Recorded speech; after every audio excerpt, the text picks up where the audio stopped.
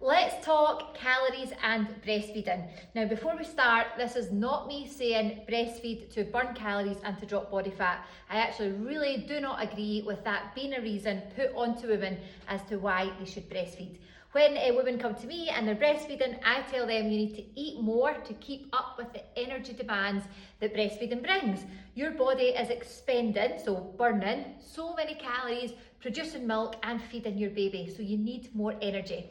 So I've used my own body, my own journey as a little bit of research. Now, this is not to say Michelle's word is absolute gospel. This is just my own research, my own numbers, my own tracking, to discover how much breastfeeding does actually expend. So here's what I found. I started off with my BMR, that's your basal metabolic rate, and that's how much energy you expend even if you never got out of bed tomorrow. Just breathing, circulation, the body functioning. Mine is 1,300 calories based on my height and weight. I've then times that by my activity level, so I'm not as active as I used to be, so I went for light activity, so I times my BMR by 1.3. This is me maybe getting 1 to 3 sessions per week. It just depends how I can get into the gym. I'm not moving loads because I'm sitting on my bum feeding quite a lot of the time, so that's maybe about 10,000 steps a day. These calculators are just a starting point. They're not absolutely 100% accurate, and that's okay. That gave me 1,700 calories as my maintenance. But what I've done, because I'm breastfeeding, the research says it expends anywhere from 350 to 500 calories a day. So I added on 500 calories to give me my maintenance of 2,200 calories. I decided to track on MyFitnessPal. I've done it for 8 weeks now, so I had some data to go by.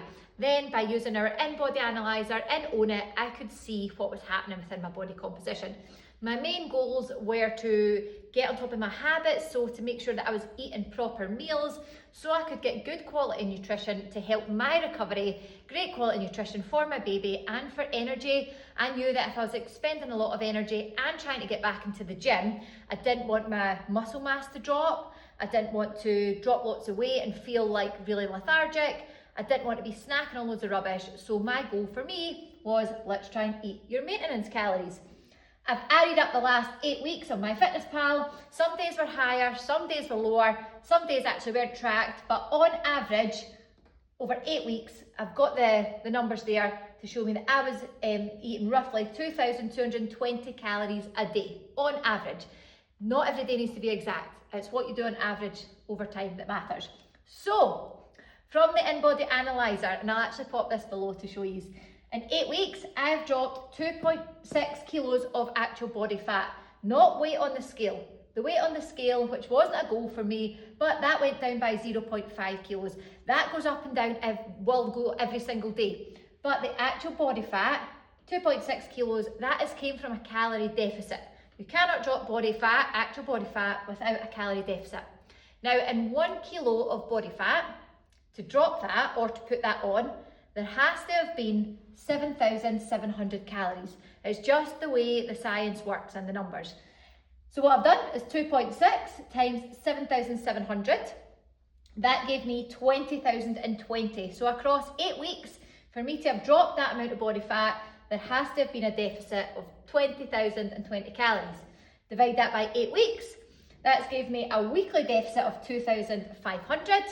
Divide that by 7 days, so I can get an average of what I've been in each day, gave me a deficit of 357 calorie deficit. Now remember, I was trying to aim for what I thought was my maintenance, 2,220.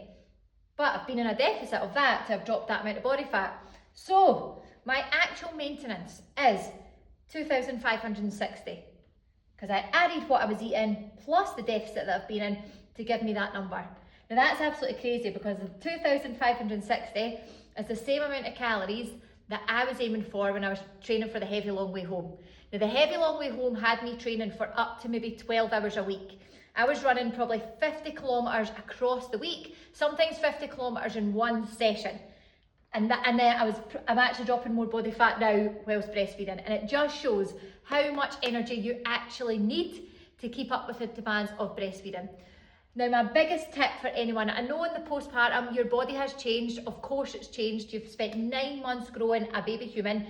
You do not want your body to go back to normal straight away, okay? It's going to take time, and you honestly, the more energy, now remember, energy is calories, the more calories, like quality nutrition you're getting in your body, the better your recovery is going to be. Your body needs energy to actually recover. Your muscle tissues, your full body has changed, it needs energy to recover. It's also going to help your health and wellness. So rather than maybe like living on snacks, skipping meals, I know it's hard, obviously baby comes first, but you need energy to look after baby. So the better you're feeling, the more quality meals you can eat, the better you're actually going to be. Because I've found, say when you're not eating meals, for example, so before I started tracking, I was probably living on snacks, living on chocolate, but actually by forcing myself to eat more, to eat 2,200 calories, that's what I was aiming for. I've actually felt so much better, I've got more energy to train, I've actually dropped body fat, which wasn't really the goal, but again, as a byproduct, after putting on like 10 kilos of body fat during pregnancy, that is a wee Brucey bonus, but that's came from eating more. That's came from what a lot of people would consider eating a lot. A lot of time women will come to me in the postpartum and they want to eat little, and I'll tell them, please eat more, you'll build a quality routine, you'll then actually get consistent. And even if you're consistent with a slight deficit, you're going to then drop body fat. But yeah, that is my findings. So the goal for me now, I want to keep building muscle mass.